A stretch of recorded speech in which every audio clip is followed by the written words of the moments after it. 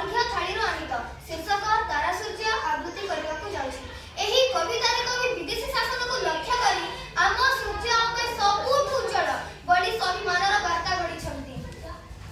ହେବା ବିଶ୍ୱସାର ସାନ ତୁମେ ପର ଅଛ କେତେ ରବି ରଶ୍ମିମାନ ଦିବସେ ନ ଦିଶି ବିକା ରଜନୀରେ ଦିଶ ପ୍ରଭାକର ହୋଇ ତୁମେ ମନ ଭୟ କିସ ଜାଣିଲି ତୁମେ ସୂର୍ଯ୍ୟ ଅଟ ସତ ଆଲୋକିତ କରୁଅଛ ନିଜର ଜଗତ ଆମ ଭାସ୍କରକୁ ତୁମ୍ଭ ରାଜ୍ୟ ଲୋକ ସାରା ବୋଲୁଛନ୍ତି ଗଗନର କ୍ଷୁଦ୍ର ଏକ ତାରା। ତୁମ୍ଭ ରାଜ୍ୟେ ତୁମ୍ଭ ଆଗେ ଆମ୍ବର ଭାସ୍କର ନ ଦିଶନ୍ତି ତେଣୁ ଦିନେ ନ ହୁଏ ଭାସ୍କର। ଯାହାକୁ ଯେମନ୍ତେ ଦିଶେ ତେମନ୍ତେ ସେ ଭାସେ ସେ କଥାରେ ମହତଙ୍କ କିଏ ଯାଏ କିଏ ଆସେ। ତୁମ୍ଭ